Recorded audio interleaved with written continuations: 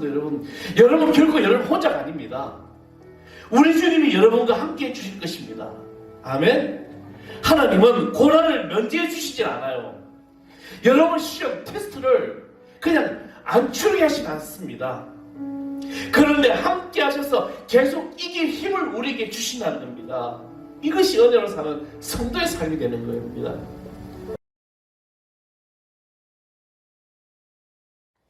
자, 오늘 우리에게 주신 하나님의 말씀 마태복음 제11장 28절에서 30절 말씀입니다. 우리가 너무나도 잘 아는 말씀입니다. 마태복음 제11장 28절에서 30절.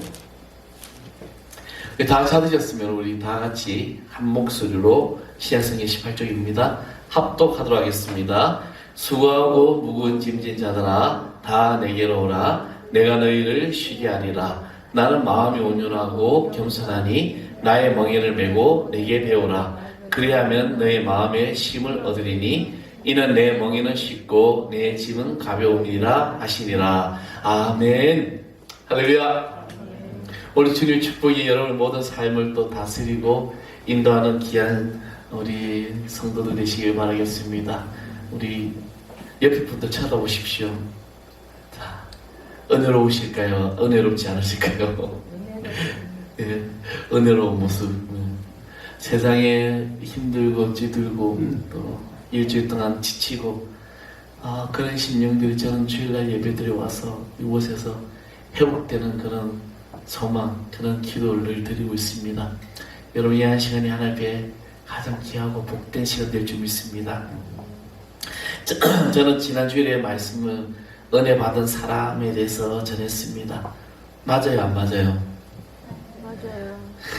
기억이 맞는 것 같기도 안 맞는 것 같기도 하고 너무나도 감사하더라고. 그리고 이게 잘 잊어버릴 수 있는 기억을 주셔서 어느 날 어떤 목사님은 본인이 설교한 것도 잊어버린대. 지난주 그 말씀 했던가? 그래서 늘 이제 우리 여러분 일주일 동안에 이 주일날 이 받은 말씀을 가지고 이 말씀을 계속해서 묵상하셔야 돼요. 오늘 딱 나가면서 성경문 나가면서 탁 반납하고 가는 것이 아니라 이번 주에 그런 말씀이었지. 그게 바로 삶의 간증이 일어나는 것이죠. 오늘은 저는 이제 이 은혜 받은 사람에서 그의 그 은혜로 사는 성도에 대해서 말씀을 전하고자 합니다. 여러분 성도가 뭐라고 합니까? 성도. 우리는 성도라고 그러죠. 그리스도인, 크리스찬, 그죠? 믿는 사람들. 이것을 이제 성도라고 하는데 성도는 거룩하게 구별된 사람을 말합니다. 즉 성도는 그리스도로 말미암아 구원을 받고 하나님의 백성이요 자녀된 모든 거룩한 자들을 성도라고 얘기합니다. 그래서 성도들은 온전히 하나님에게만 속한 하나님의 소유라는 거죠. 그 저와 여러분 소유가 누굽니까? 주인이 하나님이십니다. 믿으시면 아멘 하시기 바랍니다. 네, 아멘. 그 저와 여러분 소유는 하나님 것이라는 거죠. 그런데 말입니다. 이 성도가 지금 종말의 시대를 살아가면서 거룩하고 구별되게 살아가지 못하고 있다는 것입니다. 우리의 삶이 성도로서 거룩하고 구별되게 살아가야 되는데 그런 삶을 살아가지 못하고 있다는 것. 하나님은 노아 시대 때 홍수로 세상을 심판하셨습니다. 제가 자면 하나님의 심판이 임하는 거죠. 그런데 성경의 모든 역사 가운데 하나님은 심판 중에도 구원의 길을 열어주셨다는 것입니다. 노아 시대에 바로 그 구원의 길이 노아의 방주였습니다. 그래서 노아의 방주에 들어간 사람들과 노아의 방주에 들어간 모든 짐승들은 어떻게 해요? 다 살게 되죠. 다 구원함을 받았다는 것입니다. 근데 오늘 이 시대에 지금 우리가 살아가고 있는 이 시대 여러분 정말 지금 주변을 돌아보십시오. 얼마나 죄악이 난무하고 코로나는 이 바이러스로 인하여 힘들어하고 있는 이 시대에 교회가 타락을 하고 불법이 난무하고 모든 악한 것들이 지금 이 세상을 다 덮은 같은 이 시대에 노아의 방주는 무엇일까? 하나님은 심판의 때 분명히 구원의 길을 열어주신다고 하셨는데 지금 이 시대의 노아의 방주는 무엇일까? 저는 이 시대 노아의 방주가 바로 예수 그리스도라고 믿습니다. 예수 그리스도를 믿고 그 안에 거하는 모든 자들, 모든 이들이 바로 구원함을 얻게 된다는 것입니다. 제 노아의 방주는 50일 동안 무리를 떠다녔어요. 40일 주야로 물을 내리고 땅에서 솟게 하고 그래서 배가 둥둥둥둥둥둥 떠다니고 온갖 온 세상이 물로 덮었습니다. 그러다가 아라랏산에 이제 머물러게 되는데 방주가 땅에 닿자마자 노아는 방주에서 나오지 않습니다. 하나님이 방주의 문을 여실 때까지 기다렸다는 거예요. 그 기간이 225일입니다. 여러분 정말 150일 동안 햇빛도 보지 못하고 그런데 땅에 닿았어. 이제 육지가 닿은 것 같아. 그럼 우리 어떻게 합니까? 그냥 들고 나오죠. 언젠가 여러분 2002년인가 2012년 영화 있죠. 인류 종말의 영화죠. 그게 이제 현대판 방주를 만들게 돼요. 큰 배가. 그 배가 무리를 떠나게 됩니다. 우리는 이 말씀 속에 우리는 우리의 삶 속에서 너무 성급하게 내 판단과 내 결정을 옳다고 생각하고 밀고 나간다는 것입니다.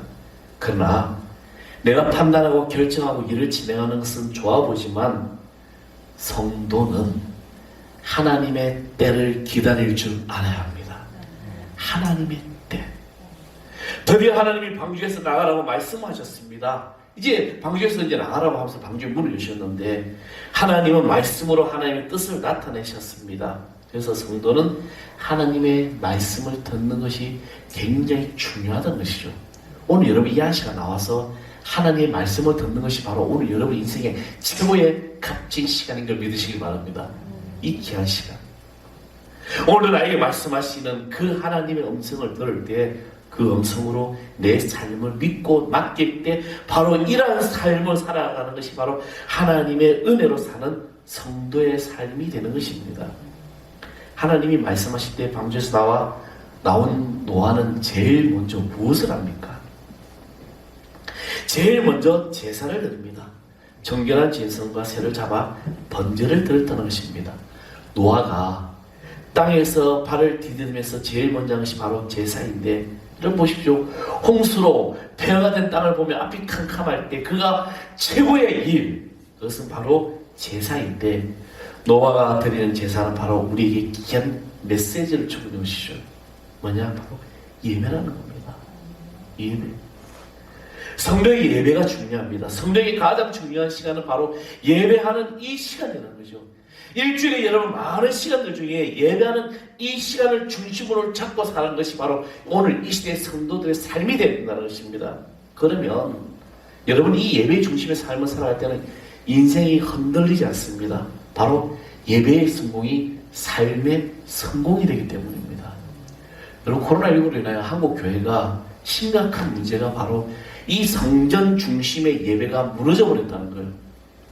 몇몇 목사들은 온라인 예배도 예배다. 이 예배를 받으신다. 예배를 드리기 위해서 세상 사람들에게 생명을 위협하고 있으면 안 된다. 그래서 모이지 말아야 된다. 온라인으로 드려야 된다. 기가 막힌 이야기를 하고 있는 거죠. 어떻게 하다가 교회가 세상을 죽이는 집단으로 치부되는지 모르겠습니다. 그렇다면 교회가 왜 필요해요? 목사가 왜 필요합니까? 그냥 가정에서 온라인으로 방송국, 기독교 방송국만 잘 만들어가면 됩니다. 내 입맛에 맞는 목사의 설교를 들으면서 예배를 들었다고 하면 되지. 왜 모여요? 왜 시간을 쪼개가지고 달려놓습니까? 그러나 성도 여러분, 사도행전 24장 2장 46절에 마음을 같이하여 성전에 모이기를 힘쓰라고 말씀하셨습니다. 코로나로 인하여 정말 어쩔 수 없는 상황에서 비대면이라는 온라인이라는 이 예배라는 것이 만들어졌는데 그런데 이 행위가 바로 예배의 무너짐이 시작됐다는 것입니다. 한국 교회가 예배가 무너져 버렸어요.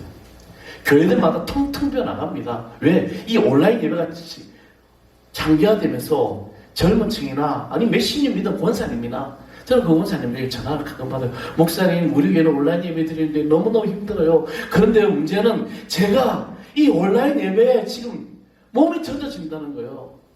며칠 전에 지방 목사님들랑 막 이야기하다가 이런 이야기가 나왔습니다. 이러다가 우리도 좋아지면 어떻게 하지? 왜냐면 온라인 예배를 하면서 하루에 3번씩 4번씩 드린 예배가 한 번으로 끝나니까 목사님 저도 좋더라고요. 왜 예배 안 보니까 좋아요. 아니에요. 나의 모든 시간 거룩함을 주 앞에 드릴 때 이 예배는 회복되고 놀라운 역사가 나타나는 것입니다. 성경에서는 이 예배는 세상에서 지쳐있고 상한 심령을 가지고 이곳에 모여서 다 함께 찾아가고 함께 경배하고 함께 거룩한 산 제사를 드린다는 것입니다. 왜 이스라엘 백성들이 6월절만 되면 예루살렘 성전으로 달려왔을까요? 그 먼 거리를 자기가 드릴 번제물을 가지고 왜 그 먼 거리를 달려왔을까요? 하나님이 받으시기에 합당한 예배를 드리기 위함입니다. 바로 우리 예배의 공동체가 이 예배의 공동체가 승리할 때 삶의 공동체에서 여러분이 승리하는 삶이 되는 것입니다. 예배는 하나님의 은혜가 있기 때문입니다. 노아가 드린 제사를 하나님이 받으셨습니다. 그리고 하나님은 노아와 그 가족들 그리고 후손들에게 미칠 은혜를 주셨어요. 오늘 그 은혜가 동일하게 오늘 이 시대에 여러분에게 특별히 우리 이곳에 모인 여러분에게 임하실 줄 믿습니다. 자, 오늘 본문으로 돌아가 볼까요? 오늘 여러분 본문 우리가 너무나 잘 아는 말씀이고 또 암송하는 말씀이죠. 수고하고 무거운 짐진 자들아 다 내게로 오라. 내가 너희를 쉬게 하라. 그러고 나서 주님은 나의 멍에를 메고 내게 배우라. 그러면 너희에게 쉼을 얻으리라. 내 멍에는 쉽고 내 짐은 가벼우니라. 할렐루야. 주님은 수고하고 무거운 짐진 자다 다 내게로 오라. 내가 너희를 쉬게 하리라 하셨고 그리고 난 다음에 내 멍에를 메고 나를 따르라고 말씀하셨고 내 멍에는 쉽고 내 짐은 가볍다고 말씀하셨습니다. 저는 오늘 이 말씀을 한마디로 표현합니다. 은혜다. 하나님의 은혜. 예수님의 은혜. 여러분 우리는 세상에 찌들고 정말 무거운 짐 여러분 지금 치고 있는 것들이 죄짐이 될 수도 있고 무거운 짐이 될 수도 있고 육신의 고통이 될 수도 있고 영혼의 공감도 될 수도 있습니다. 이 모든 짐을 가지고 다 주님께 오라고 말씀하셨습니다. 그리고 참된 쉼을 주신다는 겁니다. 이 쉼이 바로 오늘 우리가 들은 이 영적인 예배입니다. 아멘.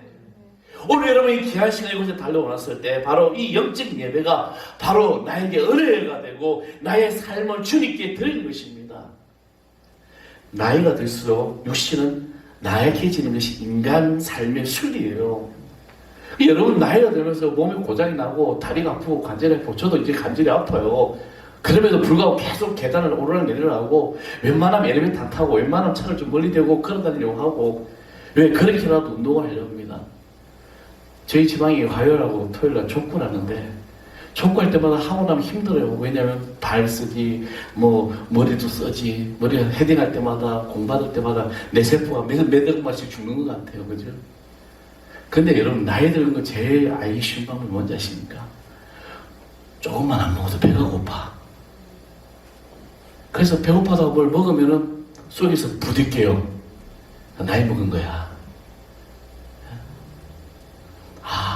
하나하나가 다르지 않습니까? 그러니까 우리는 순리를 그냥 몸이 하나하나 약해지는 것이 순리입니다. 그것 때문에 내가 왜 이러지? 내가 왜 이렇게 아프지? 그게 매여 살지 마십시오. 그냥 하나씩 지금 힘들어질 때구나 받아들이는 거예요. 받아들이면서 내 삶을 건강한 관리를 잘 지키면 됩니다. 근데 우리가 또 힘들어지는 건 맞아요. 근데 요즘에 성공했다는 사람보다 실패했다는 사람들이 더 많아요. 그런데 그리스도인들은 성공과 이 실패의 관점에서 분명한 차이가 있어야 됩니다. 그리스도인 때 우리는 바로 하나님의 은혜를 사모해야 됩니다. 그래서 어떤 상황 속에서도 설령 모든 것이 절망적일지라도 은혜 안에서 우리는 다 성공하게 되는 것입니다. 저는 예배가 끝난 후에 우리 성도들이 가실 때 목사님 오늘 설교 말씀 듣고 큰 은혜를 받았습니다. 근데 정말 기뻐요. 근데 우리 성도님들은 정말 잘 안 해. 아멘도 잘 안 해. 어느 날 제가 물어봤습니다. 누구에게 물어봤더만 왜 우리 성도들 아멘을 안 할까 하니까 다 한대. 아멘. 저기 안 들릴 뿐이지 다 한대. 아멘 한다는 거예요. 그죠? 아멘? 뭔가 좀 크게 들려요. 그래서 성도님 갔을 때 목사님 은혜를 받았습니다. 그러면 어떻게 보면 저도 참 칭찬 고래도 춤추게 한다는 여러 책이 있습니다. 그 책을 읽으면서 제가 참 맞는 말이더라고요. 참 좋아요. 그래서 저는 성도들 여러분 하나 바뀌면은 이쁘다, 멋있다. 정말 멋있거든요. 오늘도 제가 아침에 우리 찬양팀 찬양을 보고 또 한 모습이 바뀐 거 보면서 한 10년 젊으신 것 같아. 어떤 그런 나름대로 칭찬을 해줘야 되는구나.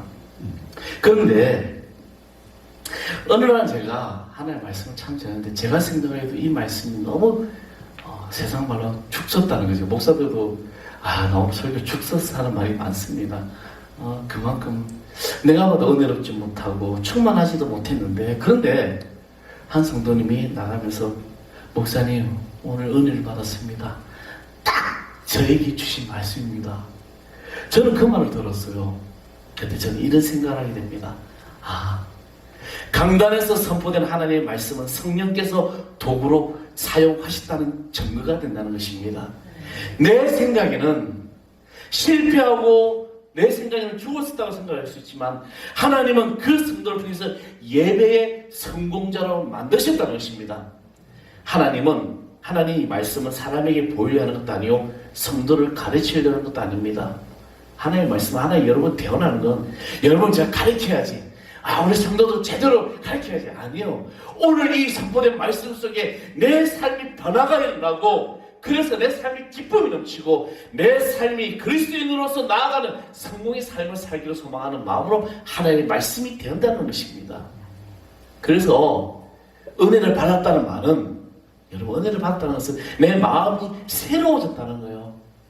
마음이 달라졌다는 것입니다. 마음에 힘을 얻었다는 것입니다. 이런 경우는 하나님을 체험하거나 하나님의 말씀을 바로 깨달았거나 성령의 역사를 체험했을 경우에 생긴다는 거예요.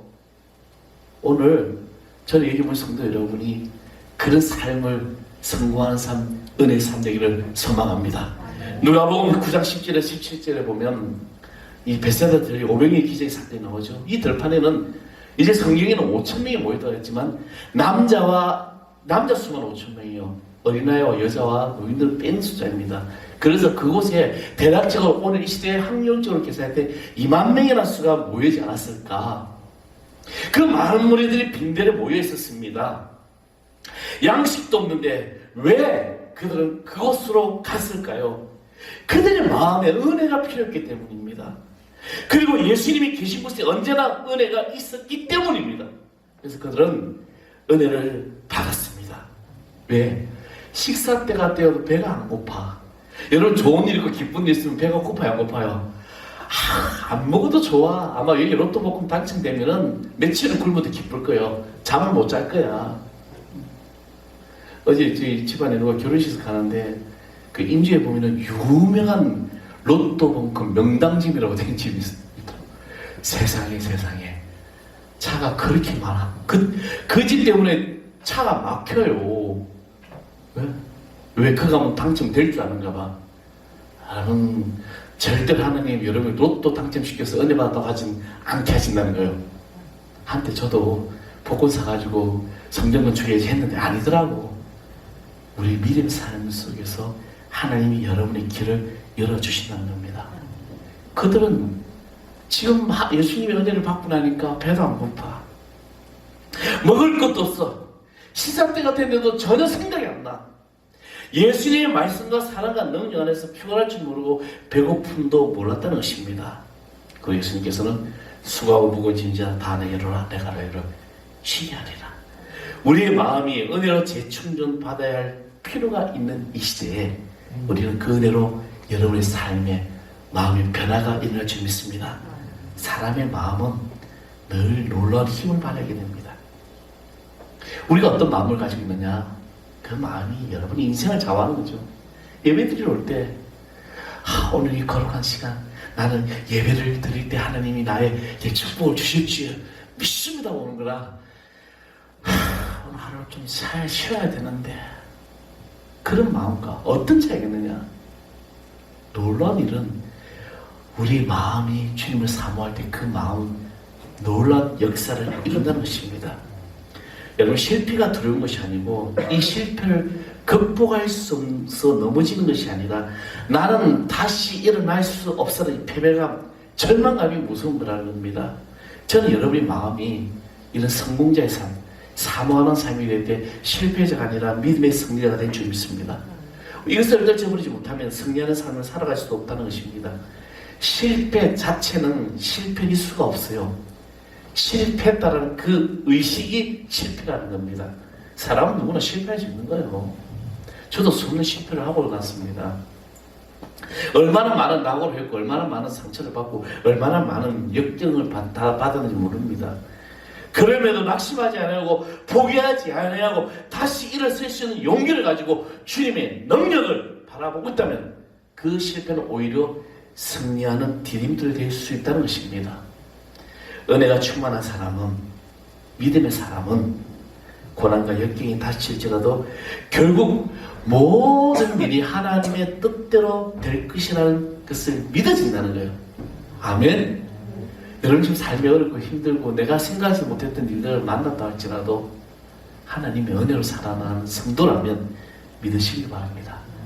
로마서 8장 28절에 우리가 그냥 하나님의 사랑하는 자 곧 그 뜻대로 부르심을 입은 자들에게는 모든 것이 합력하여 선을 이루느니라. 아멘. 하나님의 뜻대로 행하는 모든 자가 합력하여 선을 이룬다. 인류학을 연구하는 한 학자가 아프리카 한 부족의 아이들에게 달리기 시합을 시켰습니다. 그리고 아이들이 좋아하는 과일을 저 나무에 걸어놓고 아이들이 그런 주문하게 되죠. 얘들아, 저 과일을 제일 먼저 도착하는 1등을 하는 아이에게는 과일을 다 주겠다. 이제 인류학자가 그렇게 이제 아이들을 시켰어요. 그런데 자 시작하고 외치니까 이 아이들은 다 같이 손을 잡고 정말 놀라운 광경이 펼쳐진 거죠. 손을 잡고 똑같이 가더라는 겁니다. 그리고 똑같이 가서 똑같이 그 과일을 서로 나누어 먹더라는 것입니다. 학자는 궁금했어요. 왜 제일 먼저 쫓아가면 그것을 다 먹을 수 있는데 왜 이렇게 갔을까? 그래서 궁금해서 혼자 1등을 하면 다 먹을 수 있는데 왜 함께 너희들은 들어왔느냐라고 물을 때 아이들은 해맑게 웃으면서 이렇게 외쳤죠. 우분투, 우분투. 당신이 있어 내가 있어. 이것이 아프리카 반투족의 말이라는 겁니다. 만델라 이제 그 대통령이 이 말을 쓰죠. 우분투. 당신이 있어 내가 있습니다. 우리는 하나님이 함께하며 그 뜻에 살아가며 우리는 은혜의 존재가 된다는 것입니다. 여러분 지금 우리가 살아가는 시대에 속도가 참 중요한 시대에 살아가고 있어요.